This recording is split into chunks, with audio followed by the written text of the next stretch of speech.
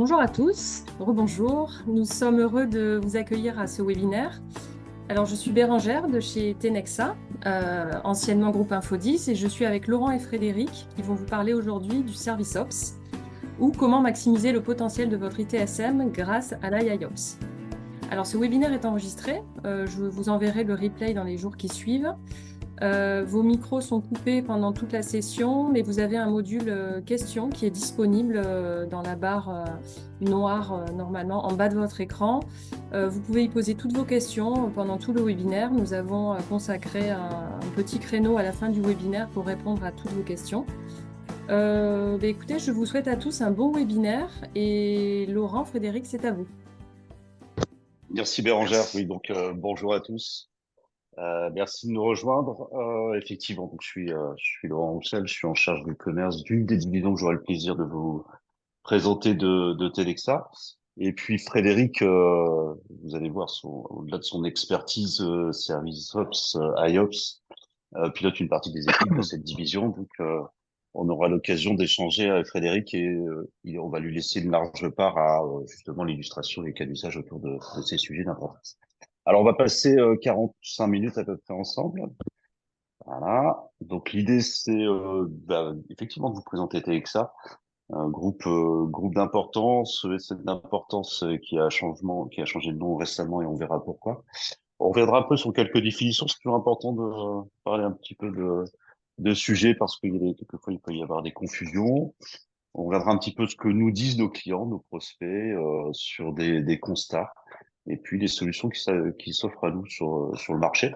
On sera agnostique en termes de solutions, mais Frédéric illustrera au travers de cas d'usage les solutions que nous intégrons. Voilà, il y en aura plusieurs. On n'est pas ici pour parler d'éditeurs, mais de solutions et mise en œuvre de ces solutions.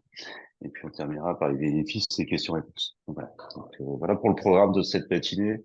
On va parler de choses connues, de choses un peu moins connues et de choses innovantes également. Alors, en parlant de nouveautés, effectivement, Infodis, devenu très récemment Tenexa, c'est un groupe qui a maintenant près de 40 ans. On est sur un métier historique en 84-85 avec la naissance d'Infodis. Et puis, au travers à la fois de cette croissance de ce groupe et de sa croissance organique et sa croissance externe, on a vraiment une évolution, vous allez le voir, sur à la fois le catalogue de services et puis également sur la portée de ce groupe. Il y a des choses, il y a vraiment il y a des pierres d'achoppement dans l'évolution et dans les chiffres de cette société que nous représentons aujourd'hui. C'est 2021, là, véritable point tournant dans l'entreprise avec l'arrivée de Stéphane Clément euh, au pilotage du groupe Infodis Tenexa. Des investisseurs également qui sont là pour accompagner Stéphane et le groupe dans son développement, avec deux acquisitions en 2023 majeures à TechSub et Altitude. Je fais partie d'Altitude initialement. Et puis 2024, l'arrivée dans le groupe Tenexa une grosse acquisition avec Prodival, je vais vous en parler tout à l'heure. Donc voilà, donc on est sur à la fois une croissance qui est forte, soutenue par l'organique et la croissance externe. Aujourd'hui, Tenexa, c'est plus de 100 000 chiffres d'affaires, 1000 personnes. L'arrivée de Prodival, et on va le voir sur ses services, a très nettement je dirais, on a augmenté le nombre de personnes sur l'affaire de 30% environ et on est rentré dans le top 50 des ESN. Ça commence à compter. Vous allez voir le catalogue de services, c'est très intéressant. Il était très complet dans cette nouvelle vision qu'on donne au groupe Tenexa au travers des utilisateurs, la partie infogérance des utilisateurs finaux. On va s'intéresser avec une division consulting à des sujets très précis dans des domaines d'expertise de type ITSM et CAM et puis des sujets d'infrastructure, de cybersécurité. On verra aussi certains domaines verticaux que l'on adresse. Alors, effectivement, ces offres, elles se déclinent souvent sous quatre axes: projet, service manager, assistance technique ou encore négoce. Vous avez, je dirais, le métier historique de Telexa avec les utilisateurs finaux, l'infrastructure, en service manager, en infogérance. Vous avez la partie cloud, cybersécurité et BFA, donc la partie banque finance, qui ont été des ajouts récents, mais majeurs dans l'offre et dans le catalogue de services de Tenexa, avec notamment la partie BFA. Donc, une offre verticale verticale métier sur la banque finance assurance. Et nous, on représente, avec Frédéric et Bérangère, la partie consulting, donc le deuxième palier que vous voyez, sur la partie consulting et intégration logicielle. Donc, on va détailler un petit peu cette division parce que c'est le sujet du jour. Ça vous donne un petit peu la portée à la fois de ce que, je dirais, de nombre de personnes, de la largeur et également de la profondeur de cette division avec euh, 50 personnes dédiées sur les technologies et les domaines d'expertise ITSM, ITOM, ITAM, IOPS également, on va y revenir, on fera quelques définitions. Donc c'est 50 personnes, c'est un catalogue de services très large, de l'audit en passant par l'intégration jusque les dispositifs de type support TMA ou encore MCO, et sur des domaines qui sont connexes, et sur lesquels on va largement revenir. ITSM, ESM, ITAM, ITOM et IOPS, hein, ce sont des sujets d'importance avec trois grands partenaires à la fois historiques et stratégiques, Vista, Matrix 42 et BMC.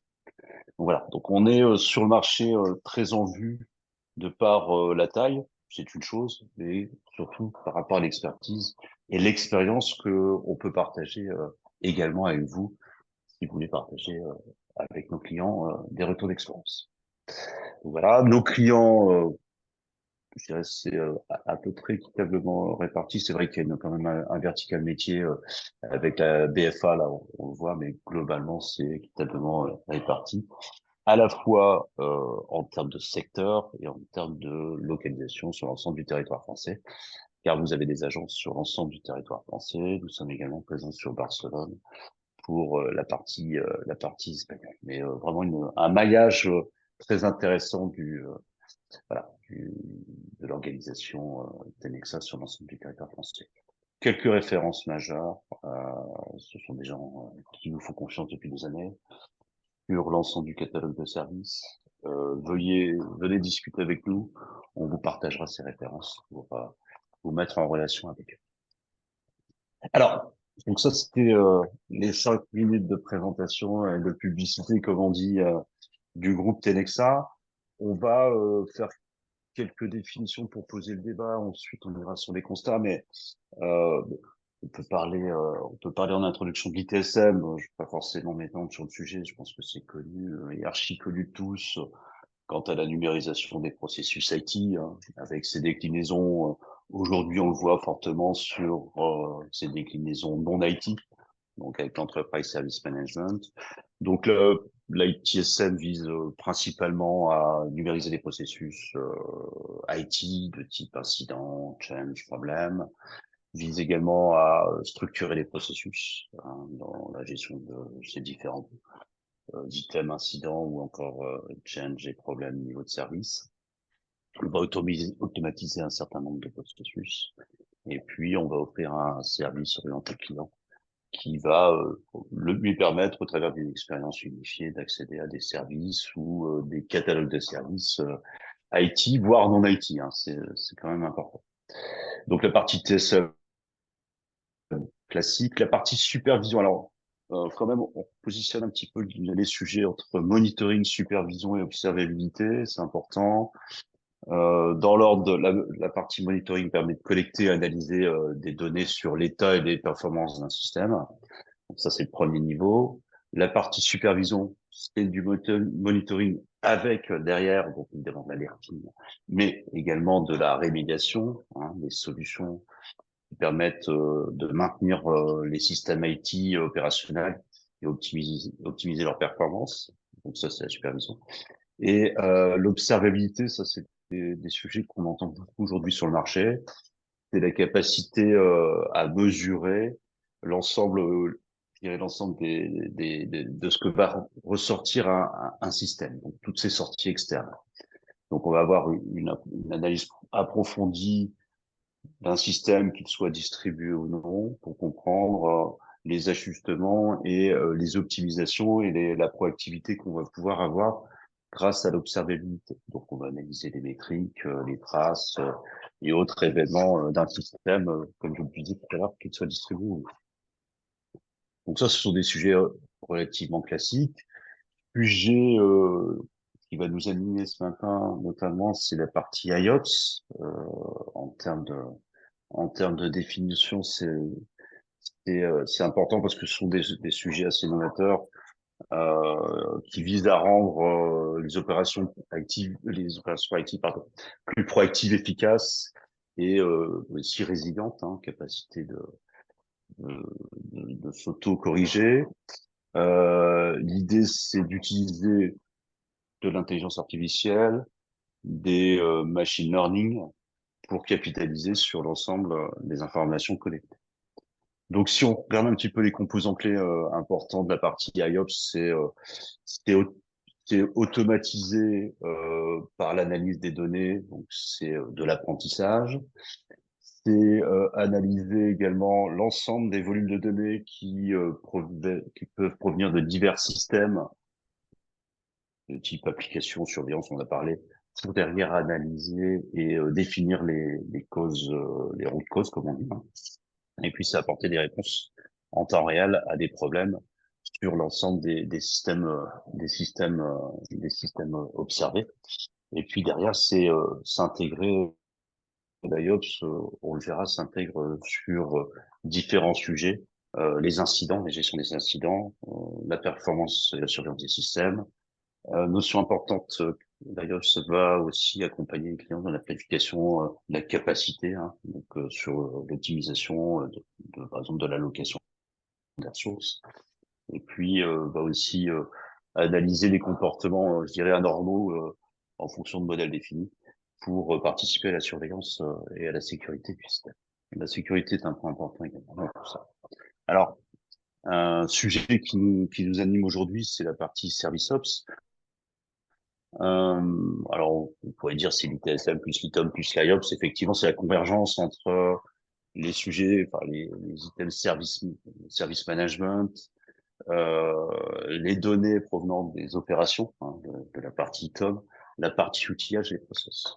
Donc l'idée, c'est d'avoir une approche moderne, je dirais, qui vont agréger l'ensemble de ces items. L'idée étant donc intégration ITSM ITOM, ce sera largement illustré par Frédéric, automatisé, orchestré pour améliorer l'efficacité, analyser en temps réel, on en a parlé, donc ça c'est évidemment monitoring en temps réel et analyse pour être proactif. Donc ça c'est hérité de la partie évidemment IOPS. Et puis c'est également collaborer, faire en sorte que l'ensemble des outils, mais aussi des hommes collaborant.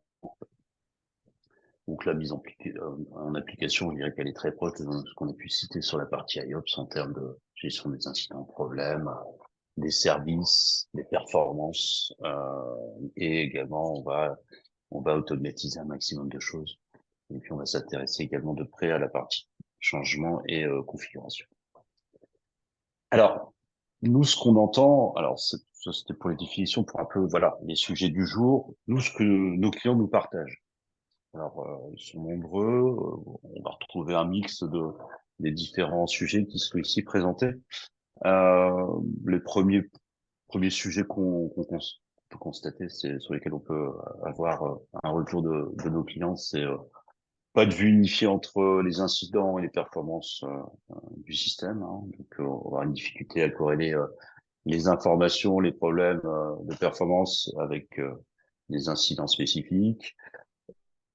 Pas d'intégration des alertes de monitoring, de supervision dans les outils d'ITSM. Donc, on peut avoir des traitements qui sont retardés. Ou la création de ces alertes de monitoring sont créées manuellement dans les outils ITSM. Donc, ça va créer, je dirais, des besoins en temps et en ressources importants. Donc, il faut le noter. Que nos clients nous remontent également, c'est le manque de proactivité sur des outils qui fonctionnent en mode silo, hein, c'est vraiment le sujet. Et que il y a une collaboration qui est difficile entre les équipes système, monitoring et les équipes qui visent à supporter à la fois les infrastructures et les utilisateurs. Et puis, point d'importance, c'est quelle vision on a aujourd'hui sur les changements, sur les fenêtres de maintenance. Voilà. Donc voilà, comment avertir nos utilisateurs sur la météo des services. Et donc au bout du bout, comment desservir une qualité, enfin, avoir une bonne qualité de service et respecter ces SLA. Donc ça, c'est qu'on constate. Les solutions, elles vont être largement illustrées avec Frédéric au travers de cas d'usage, mais euh, les solutions, c'est l'intégration ITS, Amitom et au-delà avec de l'intelligence artificielle. C'est des tableaux de bord unifiés qui vont vous permettre une meilleure analyse et une meilleure proactivité sur les sujets d'importance en termes d'infrastructure et services rendus aux utilisateurs. C'est de l'automatisation en termes d'automatisation par rapport aux incidents, par rapport aux alertes qui doivent être faites. Et puis, c'est sujet toujours important, là, c'est le sujet humain. C'est collaborer, donc c'est faire en sorte que les personnes se parlent et collaborent, notamment au travers d'un outillage commun. C'est important. Voilà un petit peu ce qu'on voulait partager en introduction, hein, à la fois positionner, je dirais, les sujets, les constats, les solutions. Et Frédéric, si tu veux bien, euh, illustrer tout ça au travers d'un cas d'usage et de solutions technologiques du marché. Tout à fait. Merci Laurent. Si tu peux juste libérer le partage. Voilà qui est Super. fait. Tac. Et je vais donc partager mes slides. Normalement, ça devrait être bon. Merci à tout le monde d'être là. Donc, comme l'a indiqué Laurent, l'idée maintenant qu'on a vu la partie définition, qu'on a dressé les constats, c'est de partager avec vous différents cas d'usage et de les illustrer au travers de différentes solutions qui vont permettre d'adresser les problématiques de service Ops.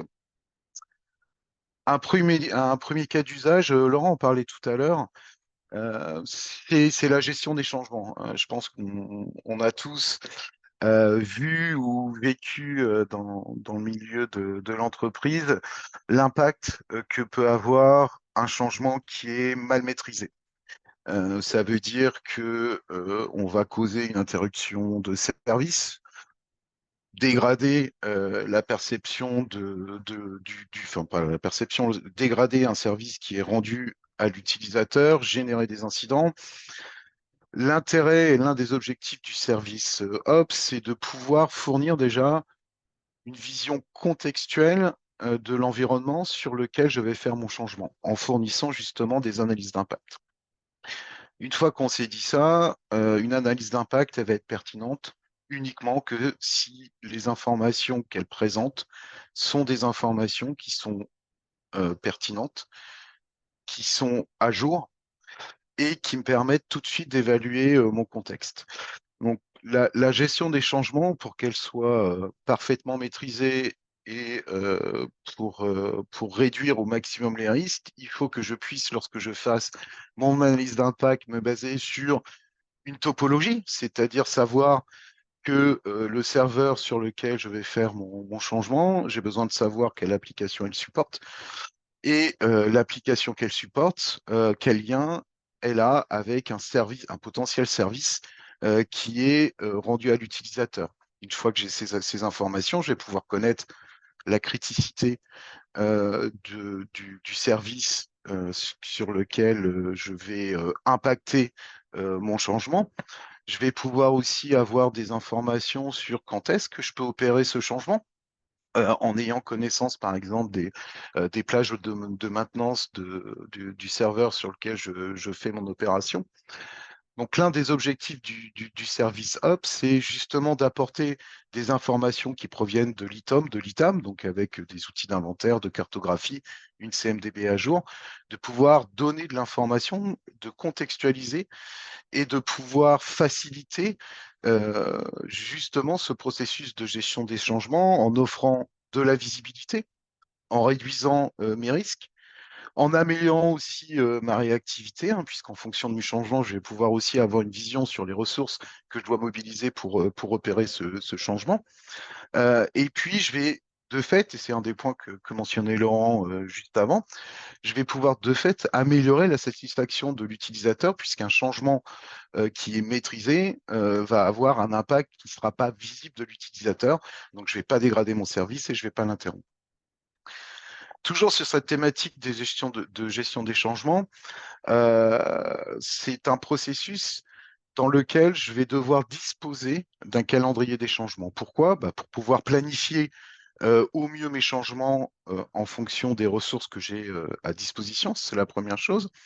D'avoir une solution, et c'est le cas sur la capture, enfin sur la capture d'écran que vous voyez actuellement, avoir des mécanismes de détection automatique des collisions. Donc ça m'évite que je planifie un changement sur un CI pour lequel j'ai déjà un changement qui est planifié. Donc, toutes ces informations à la fois de contexte avec les analyses d'impact, avec mon calendrier des changements, donc qui va me permettre d'optimiser mes ressources, d'éviter justement des conflits entre différents changements. Ça me permet d'opérer, de faciliter, d'automatiser ce processus de gestion des changements. Donc ça, c'est un premier cas d'usage, hein. C'est généralement un point qui est un point de pain chez beaucoup de clients avec quand on ne maîtrise pas son environnement, quand on n'a pas de vision de l'environnement sur lequel on opère en changement, le changement, il va causer des incidents, des interruptions de service. Donc, pouvoir justement bénéficier de l'apport de solutions ITAM, ITOM pour fédérer cette information et les mettre à disposition de mon ITSM pour opérer les gestions des changements, c'est une plus-value qui permet d'offrir de la visibilité, de réduire les risques et de garantir ma satisfaction des utilisateurs. Un autre cas d'usage, alors ça, c'est généralement un sujet qu'on voit, en tout cas que beaucoup de clients nous indiquent comme étant un point qu'ils souhaitent mettre en œuvre dans leur solution ITSM, c'est d'afficher une météo des services. Alors, une fois qu'on s'est dit ça, l'afficher, c'est une chose, mais comment je vais chercher l'information et l'information pertinente qui va me permettre d'afficher une information en temps réel sur l'état de mes services. Ma météo des services, je vais pouvoir l'afficher en fonction déjà de la liste des services que j'aurai constitué dans ma CMDB. Donc, on revient à ce que je disais juste avant sur cet aspect de topologie, en tout cas d'avoir une vision complète des dépendances entre mes différents éléments d'infrastructure, réseau et application pour comprendre les relations entre ces éléments et surtout les éléments qui vont impacter mon service et donc me permettre d'afficher cette météo. Cette météo, hein, l'état de mon service, je vais pouvoir l'afficher au travers du portail de mes utilisateurs, hein, sous forme par exemple de petits tableaux de bord pour afficher lorsque j'ai un utilisateur qui veut soumettre un incident, vous voyez tout de suite l'intérêt, hein, il voit si le service est opérationnel ou non, donc ça génère aussi moins d'appels vis-à-vis de mon centre de service. Et cette météo des services, elle va utiliser les remontées d'informations de mes outils de supervision, de mes outils de monitoring, pour pouvoir signaler que j'ai un problème, je ne sais pas, sur un équipement réseau, et que le service qui en découle est potentiellement dégradé. Donc il y a plusieurs façons en fonction des différentes solutions de l'afficher. Ça peut être des listes comme ça ou des cartes de chaleur qui permettent aussi d'avoir une dimension de volume et d'agréger les informations pour afficher cette météo. Quel est l'intérêt d'afficher cette météo? C'est déjà d'avoir un affichage en temps réel, c'est ce que je disais tout à l'heure, en s'appuyant sur les différentes solutions que Laurent évoquait avant, de pouvoir offrir de la visibilité et de la transparence à mes utilisateurs, donc de leur montrer en fait que les équipes IT mettent en place des process et des processus qui vont permettre d'afficher en temps réel justement l'état des différents services, d'avoir une communication qui soit de fait beaucoup plus transparente.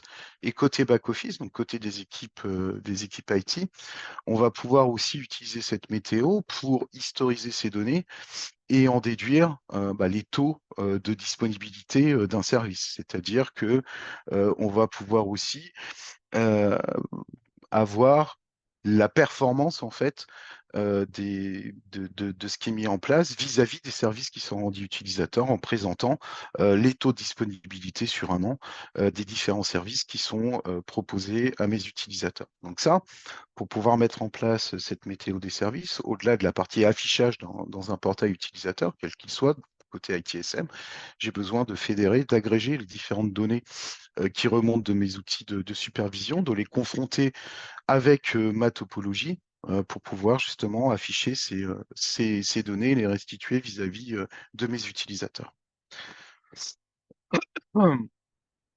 Autre cas d'usage, le RCA, donc la root cause analysis.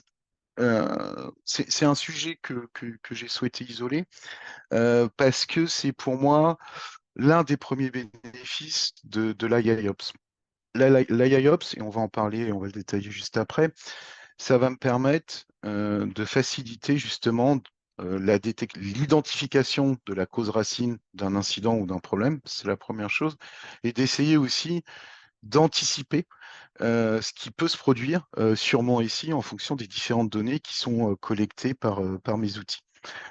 Donc ça, typiquement, le schéma que vous voyez là, c'est des choses que je peux mettre à disposition au niveau des équipes IT quand j'ai un opérateur qui va saisir un incident, qui va sélectionner le service ou le CI impacté. Il aura l'intelligence artificielle, la l'IIOps, qui va en fonction de la topologie que j'ai dans ma CMDB ou dans un outil de cartographie, en fonction des données qui sont connectées, là vous le voyez, par un Agios, par un Splunk, par un Dynatrace, il va pointer les CI qui sont potentiellement, alors quand on parle d'IIOps, on parle de probabilité, en tout cas, ça va me permettre de savoir quel CI, au singulier ou au pluriel, sont la cause ou les causes probables de mon incident ou de mon problème.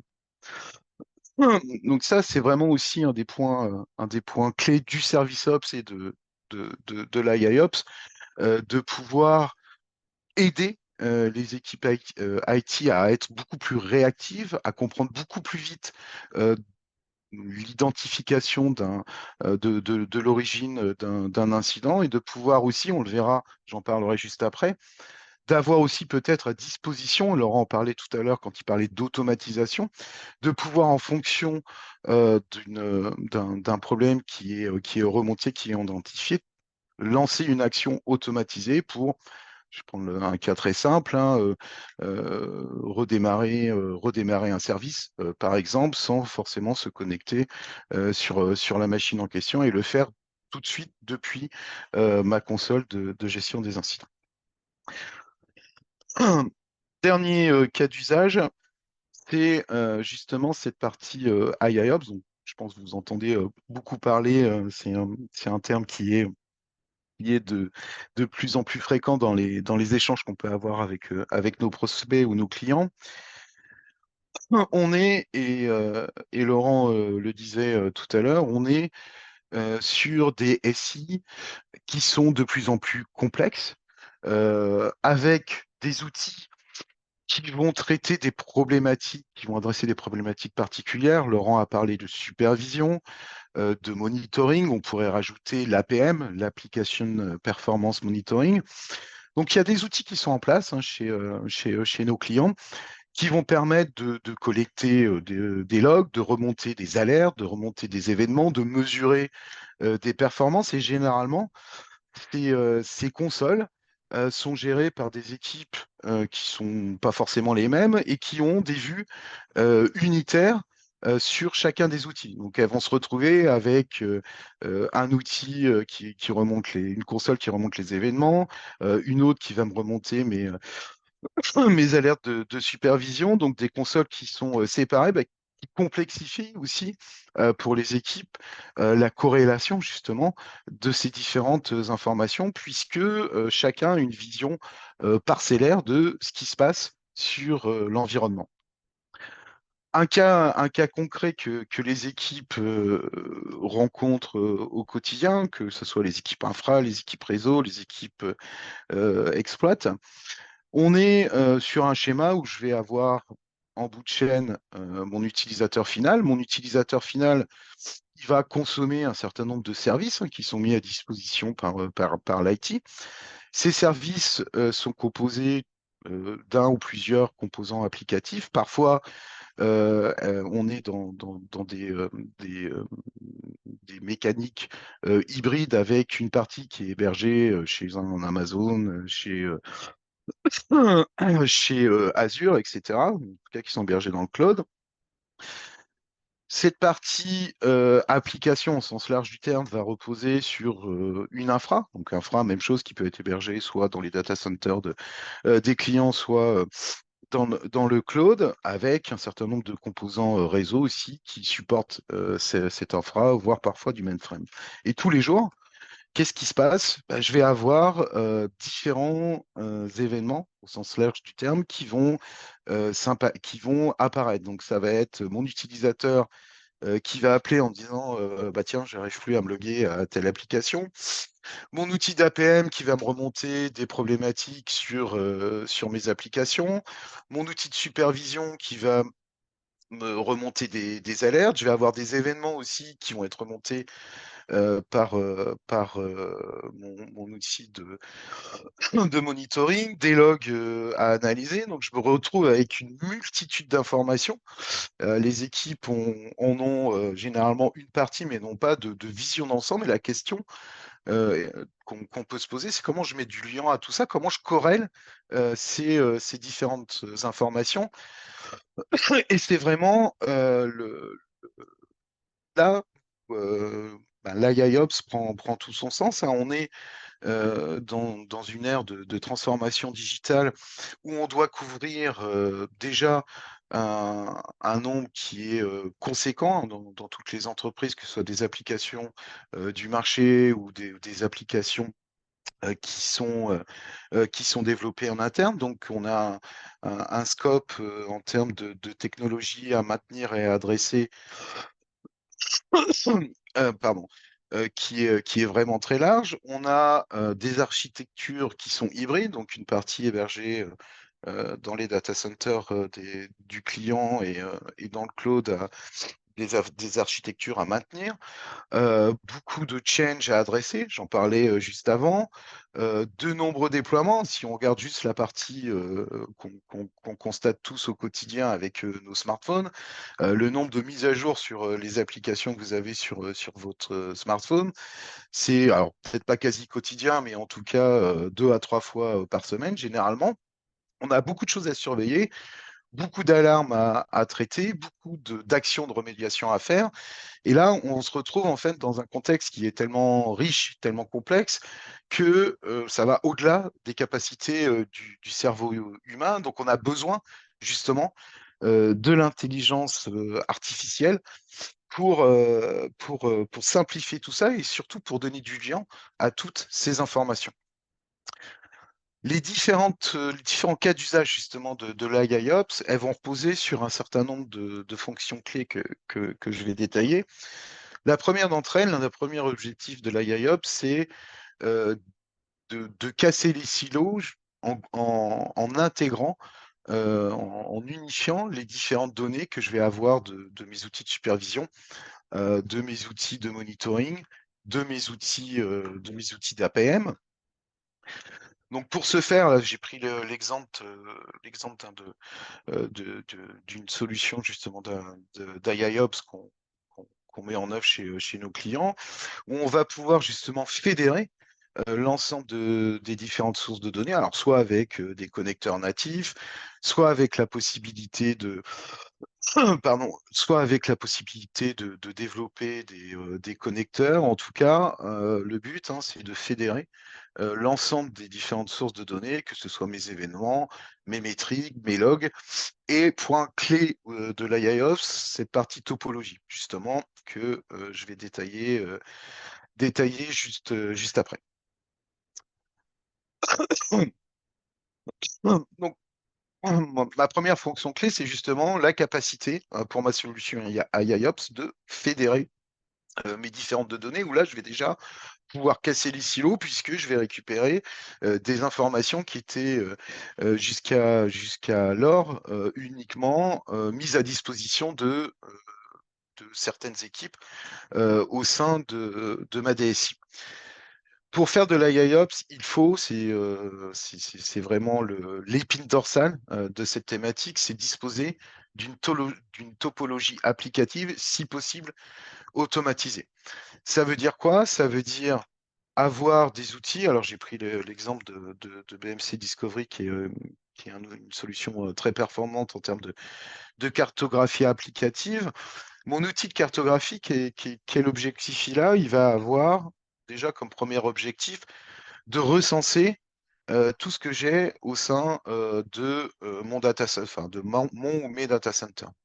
Donc, il va lancer des scans, il va remonter la couche infra, la couche applicative, encore une fois au sens large du terme, c'est-à-dire on parle de base de données, on parle de composants middleware, de logiciels métiers, d'éventuellement des applications qui sont dans le cloud. L'aspect conteneur aussi, qui est de plus en plus répandu chez nos clients. Ça, c'est le premier objectif, c'est déjà disposer d'un référentiel fiable.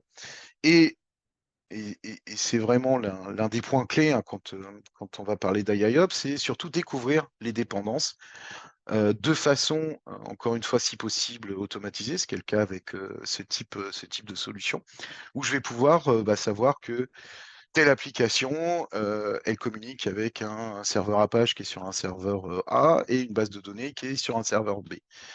Et ce que je vais pouvoir faire aussi dans BMC Discovery, c'est créer moi-même, enfin pas dessiner, modéliser mes différents services. Donc là, vous voyez tout de suite l'intérêt. L'intérêt, c'est que ces informations vont être poussées dans ma CMDB. Donc, je vais avoir directement dans ma CMDB mon service. Je vais savoir qu'il repose sur telle application qui elle-même est installée sur tel serveur, qui est connecté à tel switch. Et ça va vraiment me permettre d'avoir un référentiel qui soit fiable, de maîtriser justement, on reparle de gestion des changements qu'on a vu tout à l'heure, mais d'offrir à mes processus ITSM une cartographie qui soit en temps réel, qui soit fiable et sur lequel je vais pouvoir m'appuyer justement pour la partie changement, mais aussi, si vous vous souvenez de ce qu'on a vu juste avant, pour la partie root cause analyse. L'intelligence artificielle, elle va surtout aider, on en parlait juste avant, à réduire déjà le bruit des événements, hein. Je vais avoir une multitude d'informations, des alertes, des events, des logs. Donc, comment l'intelligence artificielle va m'aider? Ben, elle va pouvoir justement de réduire le bruit, donc de mettre en avant uniquement ce qui va être utile pour m'aider à trouver la cause racine, par exemple, d'un incident, et puis à me permettre aussi, en fonction d'une problématique donnée, de mettre à disposition, alors soit de façon automatisée des actions de remédiation, soit éventuellement en demandant, si c'est un peu plus complexe, la validation d'un opérateur avant, je prends un cas extrême, et de redémarrer un ESX, par exemple. L'objectif, il est toujours déjà de réduire les temps d'interruption, les temps de rétablissement, donc moins MTTI et moins MTTR, et aussi d'augmenter cette qualité de service. Donc on se retrouve hein, dans un contexte où mon intelligence artificielle elle va ingérer un certain nombre d'événements qui proviennent de sources multiples, de mes outils de supervision, monitoring, d'APM, etc. Et elle va réduire le bruit donc via un système d'algorithmes pour filtrer les événements qui n'ont pas de sens en fait à conserver. Elle va aussi regrouper les différents événements de manière causale, en s'appuyant aussi sur cet aspect topologique qu'on a vu juste avant. Donc ça va lui permettre, en fonction de cette topologie, hein, de sortir, de donner des probabilités sur les candidats à mon RCA, à mon analyse de route cause. Et puis, elle va me permettre, en fonction de différentes situations qui sont identifiées, de pouvoir proposer des actions qui peuvent être, comme je disais juste avant, soit automatisées, c'est-à-dire typiquement dans un cas d'espace 10 insuffisant, je vais peut-être pouvoir automatiquement lancer une action de nettoyage de disques, demander aussi éventuellement proposer d'ajouter plus de disques, où là j'aurais peut-être une intervention humaine, et puis dans une autre situation où j'ai mes requêtes de base de données qui sont dégradées, de lancer de façon automatisée un nettoyage des files d'attente, et là l'aspect redémarrage, ça, c'est plutôt des choses qui vont être conservées bien évidemment et soumises à validation humaine. Donc là, on a vu hein, les fonctions clés. Si on devait les résumer très rapidement, intégrer et fédérer l'ensemble des données qui proviennent de sources multiples, s'appuyer et mettre à disposition des solutions qui permettent d'avoir une topologie, alors soit via des outils de cartographie applicative, soit en s'appuyant sur ce que j'ai dans une CMDB si elle est correctement alimentée et maintenue à jour. Et puis mon intelligence artificielle qui va mettre du lien dans tout ça et qui va me permettre d'identifier plus facilement mes routes cause analysis et m'offrir des possibilités de remédiation. L'objectif, c'est déjà d'être dans un cycle vertueux d'optimisation continue de mes services et surtout de passer d'un mode réactif à un mode proactif, voire prédictif, en ayant des informations qui vont me permettre aussi d'anticiper ce que je vais devoir avoir à faire en termes de gestion de la disponibilité ou de gestion de la capacité au sein de mon SI notamment. Les différentes composantes, on a essayé avec Laurent de les résumer là, dans ce schéma. Quelles sont les différentes composantes de l'IIOps? La première chose, et j'ai envie de dire le point clé, hein, disposer d'une cartographie dynamique avec des solutions type BMC Discovery par exemple, ou mettre à disposition une cartographie dans ma CMDB, en tout cas un modèle relationnel qui soit à jour et pertinent. La deuxième composante, c'est cet aspect justement data lake de mes données IT. On doit, quand on parle d'IAOps, pouvoir aller collecter des informations et interagir avec des outils de monitoring, de supervision, d'APM, si possible, mettre à disposition des connecteurs avec les principales sources du marché. On va utiliser l'IA justement pour corréler ces informations, réduire le bruit, pardon, et en faire ressortir des informations pertinentes. On va avoir, grâce à ces trois premiers aspects, bah, des éléments sur la santé de mes services. Ça rejoint la partie météo des services dont je disais, que j'évoquais tout à l'heure. Une analyse des causes probables de mes incidents ou de mes problèmes. Ça doit être aussi un broker d'automatisation, donc si possible disposer de connecteurs avec de l'Ansible, de l'AWS qui vont permettre d'automatiser un certain nombre d'actions en fonction des problématiques qui sont identifiées, et puis restituer toutes ces informations sur l'état justement de mes services, de pouvoir me donner aussi des chiffres qui vont me permettre d'anticiper la direction que je dois prendre au niveau de mon SI pour adapter ma capacité en fonction des évolutions des différents systèmes qui sont dedans. Je... Merci Frédéric. Yes, je te redonne la main. Oui, merci. Ce qu'on, en même temps que je partage, moi, je retiens, il y a quand même une chose que tu as dit qui est très importante, c'est casser les silos. Ça me paraît un maître mot dans tout ça. Il y avait des sujets qu'on n'avait pas forcément définis en introduction, qui est la partie discovery, hein, bonne connaissance de votre infrastructure, que ce soit à but d'administration, de gestion mais également de sécurisation. Tout cela apporte de nombreux bénéfices. Alors, vous avez vu, on a parlé service ops, IOPS, des choses assez innovantes, des choses qui s'appuient sur des choses beaucoup plus classiques avec des bénéfices qui sont nombreux. Tu en as déjà largement parlé, mais bon, donc cette intégration ITS-Symptom, ça c'est voilà, on a de vrais bénéfices quant à la visibilité, donc la visibilité sur les services et notamment donc sur les mesures correctives derrière à prendre. Ce sujet-là, la visibilité, intégration, ITS-Symptom, ce sont des sujets d'activité. Nos clients nous sollicitent énormément là-dessus. Ça devient je dirais une constante sur des sujets ITSM. Derrière, il y a de l'intégration avec la partie TOM. J'ai encore reçu hier à 18h, à 17h, un cahier des charges sur le sujet. Donc voilà. Donc les clients ont compris les bénéfices qu'ils pouvaient tirer de cette intégration sur la partie visibilité. Sur tout à l'heure, tu parlais de l'amélioration des temps de traitement, des temps de résolution. Donc, qui dit ça, dit diminution des coûts de support. On va diminuer le temps passé ou on va concentrer les appels au niveau 1. Il n'y aura pas forcément d'escalade. Donc, on va diminuer voilà, diminuer les coûts. Et puis, derrière, on va avoir une proactivité. Donc là, on va penser à meilleure visibilité, dashboarding, analyse proactive et donc là on va parler intelligence artificielle et machine learning. Le reporting va avec tout ça et puis je dirais c'est là où les équipes TSM Tom se rapprochent, meilleure collaboration. Donc qui dit meilleure collaboration, meilleure communication, on va être voilà, il y aura une meilleure proactivité, le comment travailler ensemble pour être plus efficace, comment résoudre les incidents de manière plus efficace pour un service qui va être optimisé. Voilà. Donc ça, c'est ce qu'on constate chez nos clients, ce que tu as largement décrit. Nous, on délivre ces services, voilà, au travers de l'équipe que j'ai pu vous décrire en introduction. Pas forcément moins temps là-dessus, mais consultez-nous, voilà, qu'on vous partage avec Frédéric des cas d'utilisation plus précis, adaptés à vos contextes.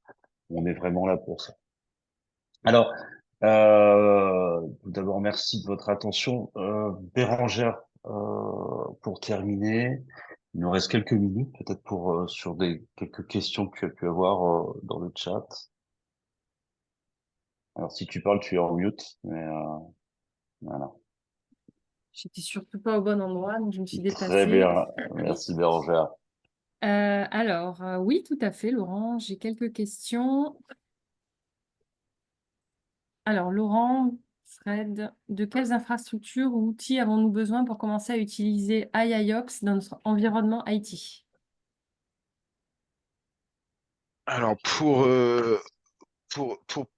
pouvoir utiliser ou mettre en place de l'IIOps, il y a tout l'aspect supervision, monitoring, voire solution d'APM dont parlait Laurent. Ça, c'est la première chose. Hein, l'IIOps, comme on l'a expliqué, s'appuie sur des données donc, qui proviennent de différentes sources et de différentes solutions.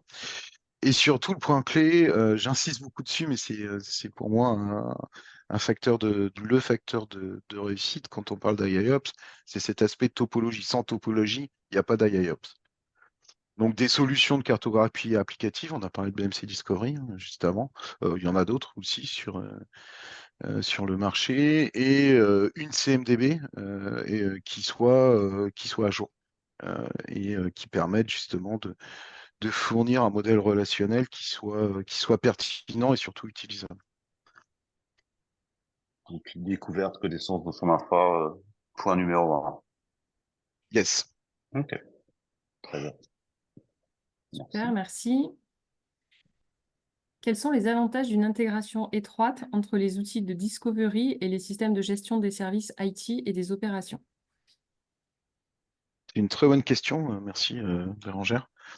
Euh, L'intérêt, c'est justement de pouvoir offrir cette partie dépendance et modélisation des services de façon automatisée. Hein, quand on parlait juste avant d'IIOps et je parlais de CMDB, l'un des facteurs d'échec d'une CMDB, c'est d'arriver à maintenir les informations à jour et surtout les relations entre ces différentes composantes, infra, réseau et applications. L'avantage de Discovery, euh, il est là, il est sur cet aspect cartographie et surtout découverte des dépendances de façon automatisée. Ça me permet de m'affranchir de la complexité, en tout cas de la charge de maintien des relations. Et ça, c'est une réelle plus-value, alors même sans parler forcément d'IIOS, mais c'est une réelle plus-value, ne serait-ce que déjà dans l'optique de gestion des changements, comme je l'évoquais tout à l'heure, ou même dans la déclaration d'un incident. Ça me permet tout de suite d'avoir une idée de l'impact de l'incident sur les services proposés à l'utilisateur. On est toujours, c'est aussi un fil directeur, hein, s'assurer que les services soient un maximum disponibles pour mes utilisateurs en termes de disponibilité, mais aussi en termes de performance. Très bien. Alors, je vais en Encore, citer une il y a encore un dernière. peu de temps, hein. Une dernière. Ouais. Vous avez parlé de solutions de discovery. Oui, Je refais, je refais. effectivement. Non, non. Vous avez parlé de solutions de discovery. Quel facteur devrait guider notre sélection d'outils de discovery? Quel facteur, c'est ça? Quel facteur? D'accord. Il y en a plusieurs. Le premier d'entre eux, quand on parle d'outils de découverte, c'est la possibilité d'adresser des environnements hybrides, donc de pouvoir découvrir ce que j'ai sur mon data center, mais aussi ce qu'il y a dans mon cloud. Ça, c'est le premier point. Le deuxième point, si possible, de m'éviter, quand je dis me, en tout cas, éviter aux équipes de redéployer des agents, donc privilégier aussi des solutions de découverte sans agents, donc qui permettent, de déployer plus rapidement et de s'affranchir des problématiques en termes de sécurité ou de réticence quand on parle d'installer généralement un agent en plus sur un serveur qu'on possède généralement déjà plusieurs pour adresser d'autres thématiques. Donc ça, c'est plutôt sur les aspects techniques. Après, en termes de restitution de l'information, c'est toujours intéressant d'avoir un outil de discovery qui ne restitue pas les données brutes, c'est-à-dire que lorsqu'il va remonter des informations, des caractéristiques techniques ou des applications, que ça puisse passer par j'allais dire une moulinette, le terme est pas très bon, mais au travers une base de connaissances qui soit mise à disposition de l'éditeur, qui permettent déjà de normer l'information. Donc de s'assurer que je vais avoir une information qui est consistante au niveau du nom de mes applications, au niveau de mes versions d'OS, au niveau de la marque de mes fabricants ou de mes éditeurs. Et puis aussi une solution, privilégier aussi des solutions qui soient flexibles et scalable, donc qui puissent s'adapter facilement aux évolutions. On en a aussi parlé aux évolutions d'architecture dans les structures et qui soient ergonomiques et simples d'utilisation, hein. C'est aussi des maîtres mots-clés quand on parle de choix. Et dernier point, je dirais une interopérabilité, c'est-à-dire privilégier des solutions qui mettent à disposition des API qui permettent d'aller pousser de l'information dans une CMDB, quelle qu'elle soit. Très bien. Il y a beaucoup de questions, sujet passionnant, mais il va être temps de conclure, je pense, Bérangère. Très bien. Merci. Bon, c'est vrai que c'est un sujet passionnant, c'est un sujet innovant. On a fait bon nombre de séminaires sur le sujet. IOPS, StaffSops, ça attire toujours énormément de questions. Donc à dispo, email, téléphone, bien évidemment.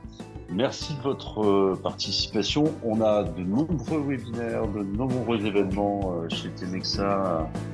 Et Bérangère et son équipe marketing participent notamment à l'animation de notre clientèle, participent également à l'animation du marché français notamment.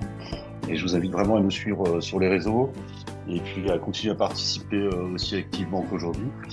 Donc, en attendant notre prochain événement, je pense qu'on va tous se souhaiter un bel été, peut-être qu'il va commencer dès demain, je pense. Donc voilà, à très bientôt à tous, merci et puis bonne journée.